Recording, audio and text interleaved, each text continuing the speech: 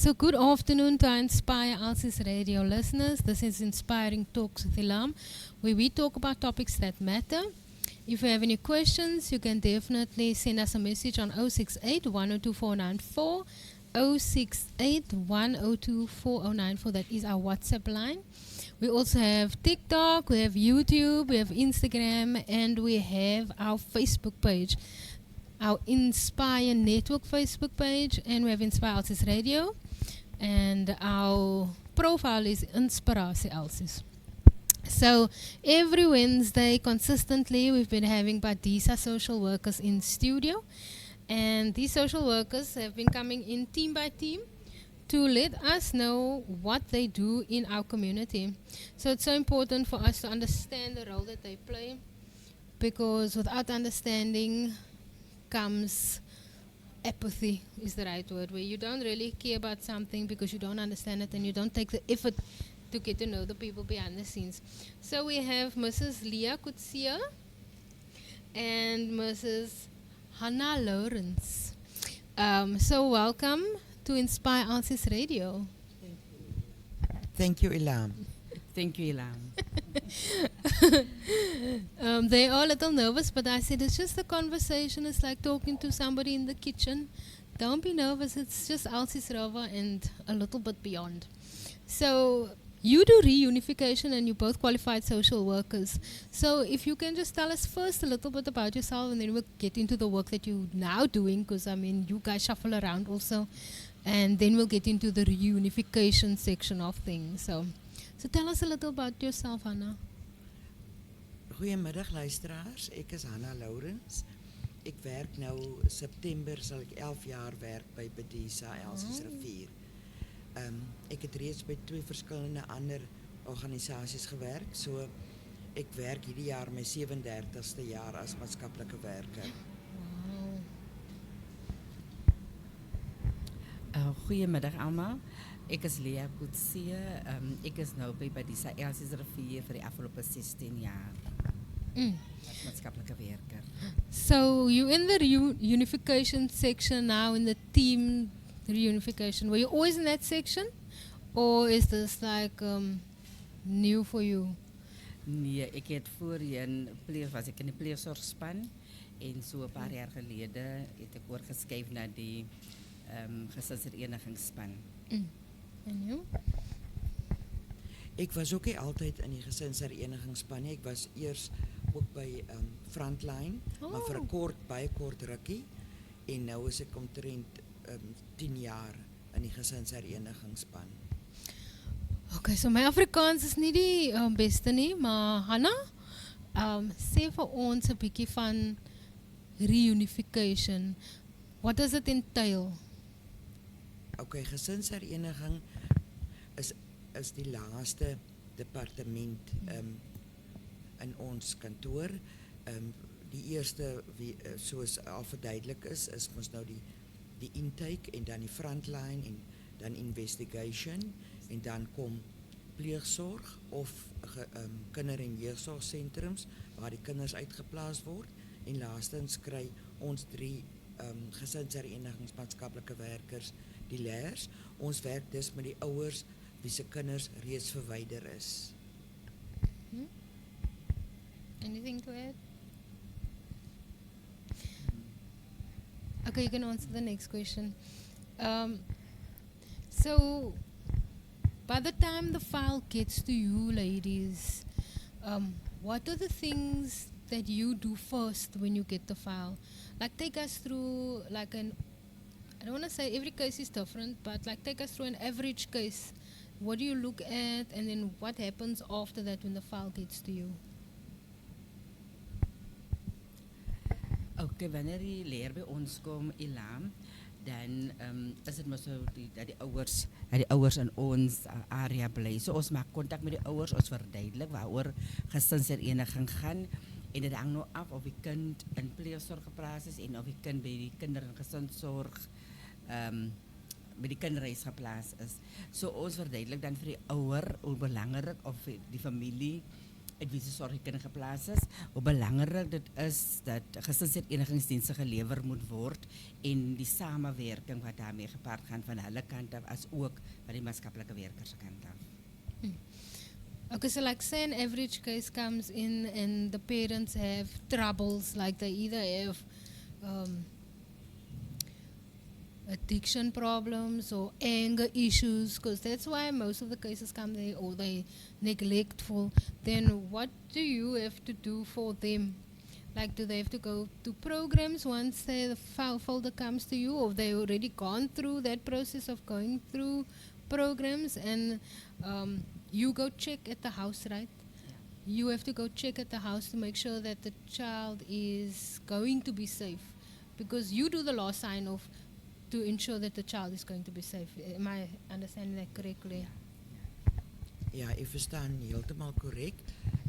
Wanneer die kind byvoorbeeld in pleegsorg is of by 'n kinder- en jeugsorgsentrum en die kind kom vakansieshuis toe, dan moet ons tuisbesoeke doen om te kyk of die omstandighede gunstig is vir die kinders om ten minste vir die vakansie te kom.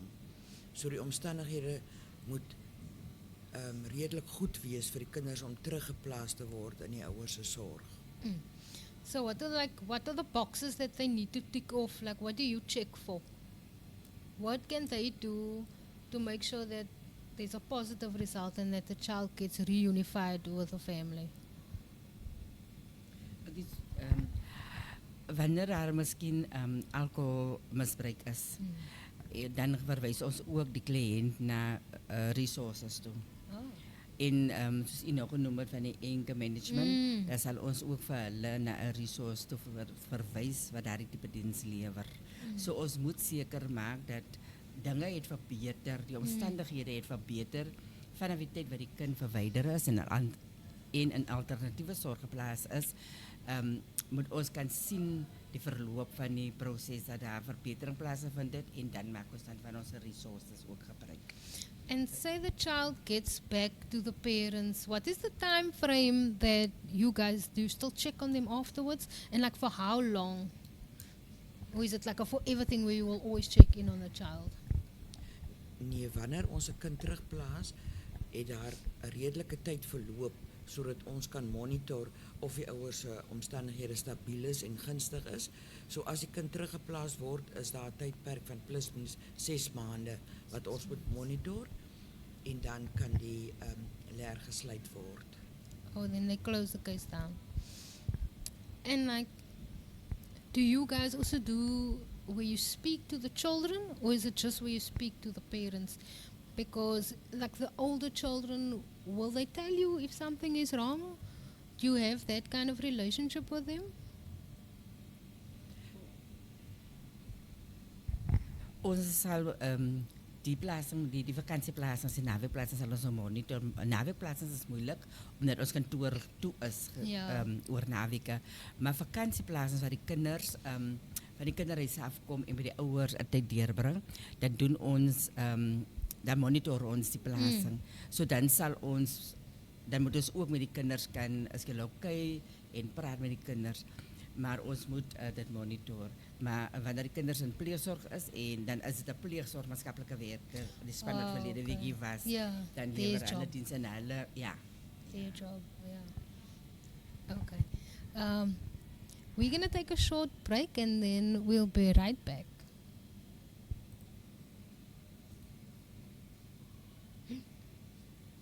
Weet wat is die belangrikheid van ouerskap? So tell us a little bit, sê vir ons meer van die parenting plan. Like explain to them what it is and how long it is and like what do you teach them? Okay, die ouerleidingprogram is vir die gesinsherenigingsouers en die familie kan ook inskakel as hulle as ondersteuning vir die biologiese ouer wat inskakel by die program. So ons fokus op verskillende aspekte wat parenting aanbetref. Ons het vandag 'n groep gehad het, ongelukkig kon ons ouers dit nie maak nie, maar vandag sou ons gepraat het oor die ontwikkelingsstadiums van die kind, sodat die ouer kan verstaan die fases wat die kind deurmaak in sy ontwikkeling en net kennis opdoen of net weer refresh word van wat behels die ontwikkelingsstadiums van die kind. En ons sou ook gedoen het die behoefte van die kind in sy ontwikkelingsstadiums. Wat het die kind nodig? So ons sou daarop gefokus het. Verlede maand het ons gefokus op die temperament van die ouer. Sodat die ouer in beheer moet wees van sy temperament. Do you find, okay, with your work, do you find that is the case where they can't control their tempers? Ja, dit is so. En dit maak dit baie moeilik, want ons moet weet, ons moet kan bewys dat die kind heeltemal veilig gaan wees by die ouers. En daarom begin, wanneer ons dink aan terugplasing, is dit 'n goeie idee om die kind ten minste vir naweke, lang naweke of vakansies by sy ouers te laat deurbring, sodat ons kan sien hoe die ouers die kind hanteer. En of hy of sy temperament kan hanteer, sy meer kan beteel. How, like, with all your experience, how many successful cases has there been, like, that you can remember? Or is it a case of like 50-50, or is it like what are the statistics? It's not 50-50. It can be per social worker. We are 3 in die Ja, afdeling. Afrikaans. So ons kan dink miskien aan 3 terugplasings 'n jaar Ja, per maatskaplike werker. So dis regtig baie laag. ja. En nou wat gebeur met die kind as die kind nie na huis toe gaan? If the child can't go home, because you're saying now maybe it's 3 per year where like everything's runs its course and you reunify the child with his family, and that's the end goal. We want the children to go back to a safe environment with a family. But so now what happens in the interim with the child? Do they stay in foster care? Do they stay at the homes? Like what happens to the children? Dit gebeur in sommige gevalle dat die kind bly in pleegsorg tot die kind 18 is, en ook in kinder- en jeugsorgsentrums tot die kind 18 is.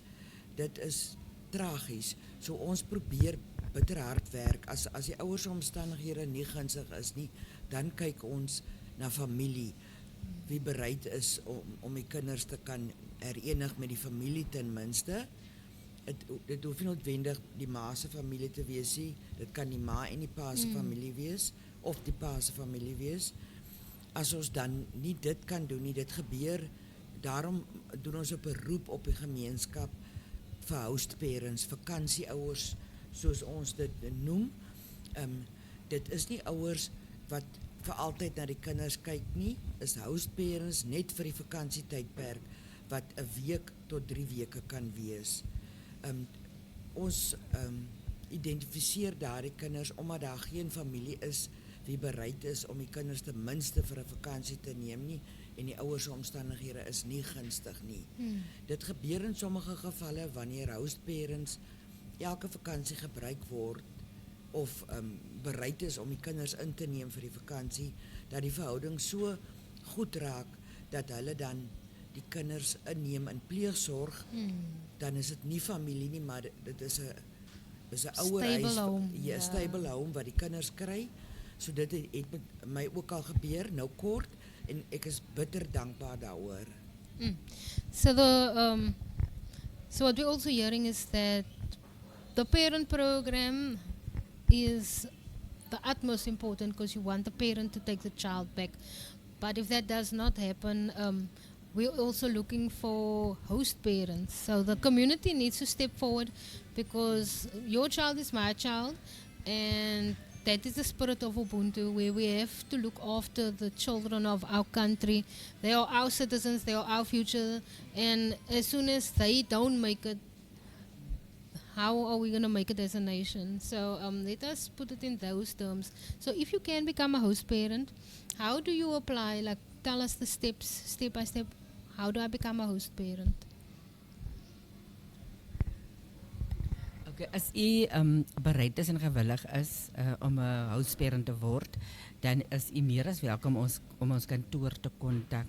Badisa Elsie se Rivier, ons fisiese adres is 91 6de Straat, Elsie se Rivier, en ons kontaknommer is 021 932 6721, en dan sal ons dit daarna vat, want dan moet 'n screening gedoen word en ons moet vir u verduidelik waaroor gaan dit alles.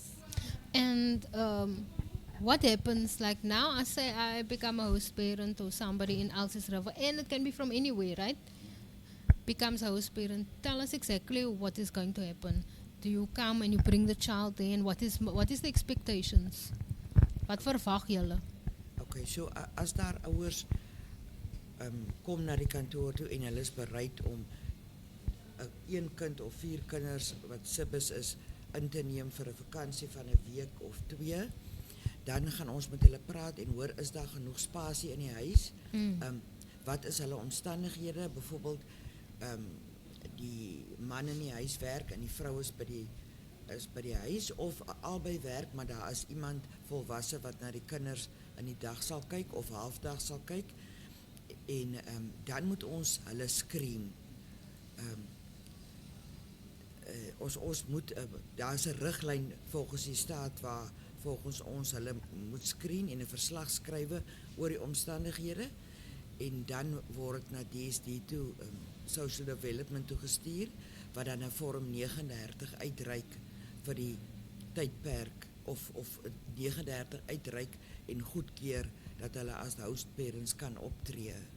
En dit is ook 'n proses wat 'n kort tydjie neem. Dit kan, ja, maar dit is ook 'n proses. Jy kan nie net instap by die kantoor en dan die kind sien of nie sien nie, en dan besluit ons maar net die kind gaan in die vakansie kuier nie. Dit is 'n proses, en as dit so is dat die vakansieouers die kinders wil ontmoet, dan kan ons dit so reël. Now, what I'm asking, like once the people have applied and they've been approved, and then now from the host parent side, what do you expect them to do for the child? Like the child comes there on the first day of the holiday, and then what do you expect from them? Die belangrikste is dat ons weet die kinders is veilig en versorg.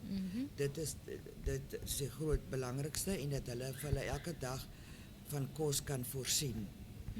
Dit gebeur dat sommige mense gewillig is, maar daar's min voedsel in die huis, so hulle sal nie die 4 kinders, die sibus, die boetie, ek het op hierdie oomblik het ek 'n sussie en 3 boeties wat in 'n kinder- en jeugsorgsentrum is, waar daar nie familie en 'n ouer is wat se omstandighede gunstig is om die kinders vir die vakansies te neem nie.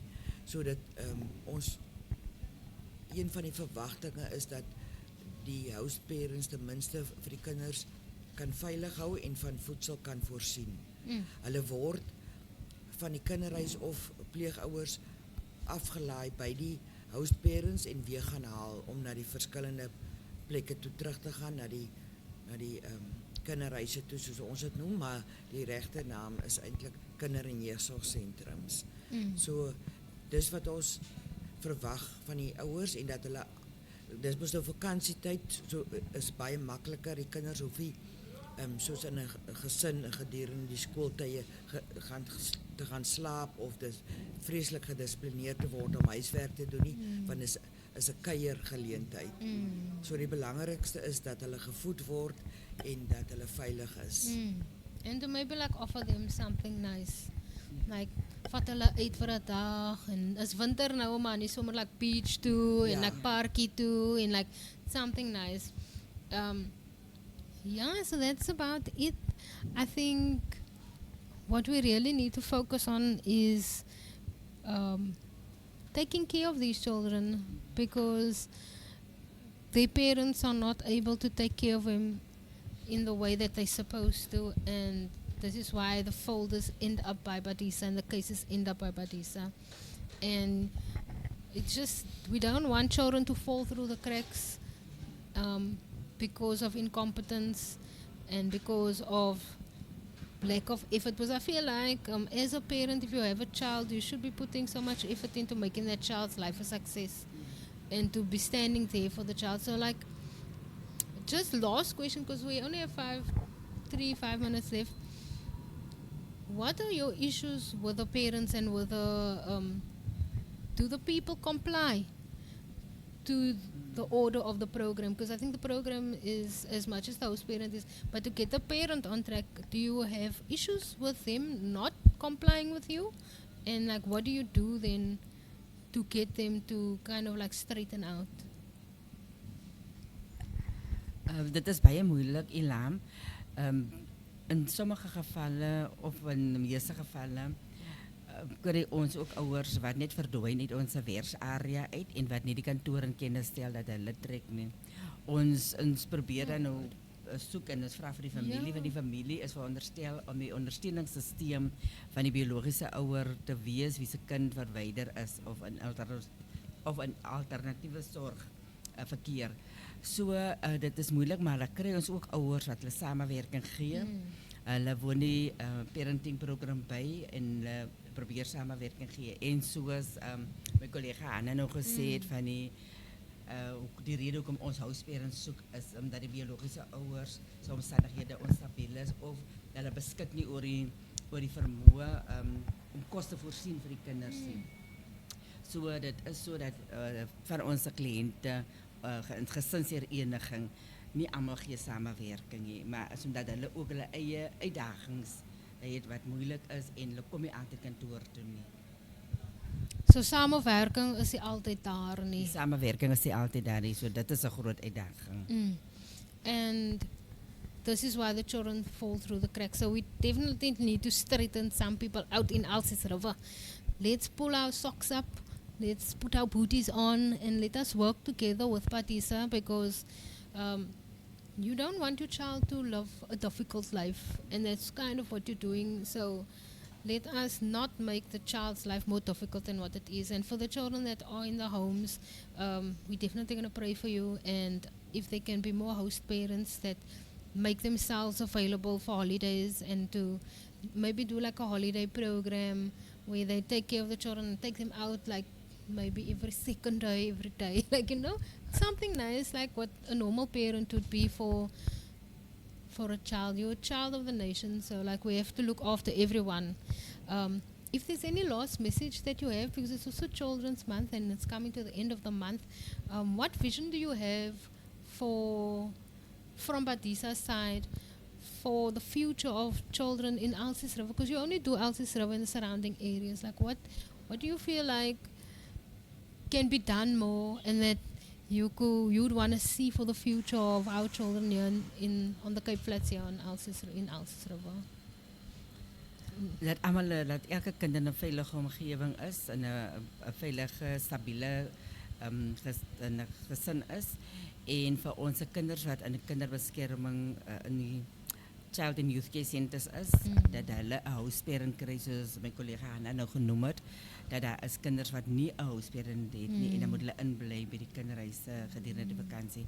So ons versoek is dan dat die houseparents beskikbaar sal wees buite in ons gemeenskappe wat beskikbaar en bereid sal wees om van ons kinders te kan akkommodeer. Al is dit net vir 'n week of dan vir 3 weke. The school holidays isn't that long, especially the ones in the year besides the Christmas holiday. Like, it's 2-3 weeks, it's not long. So if you can become a host parent, please contact Batisa. They'll give their contact details again at the end. But Anna, your Children's Month and Children's Week's message and the vision for Alsis River Youth.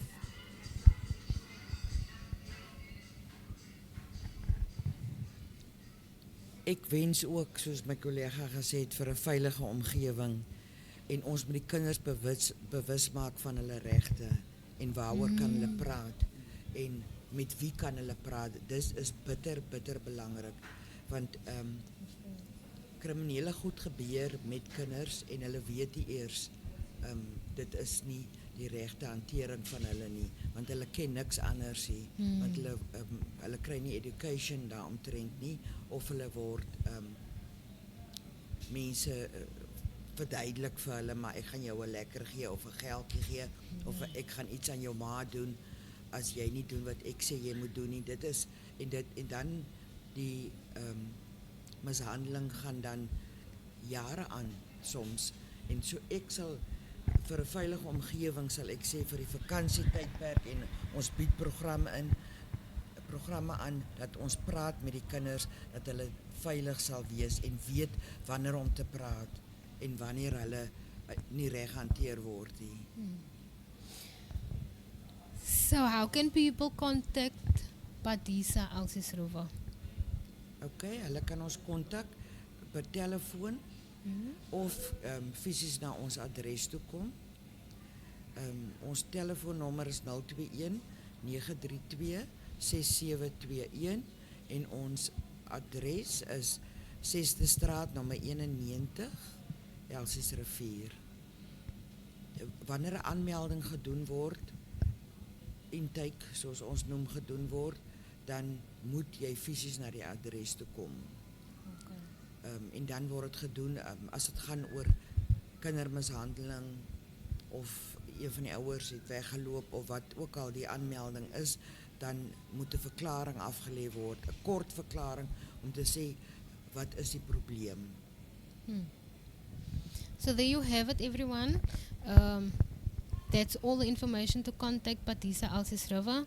I just want to thank Laurel for filling the space with her colleagues at Padisa Alsisrova. They've been coming in week by week, and hopefully we can continue having a space for Padisa to come and talk about things, come and talk about challenges, come and talk about anything. There's always space for Padisa here at Inspire Alsis Radio.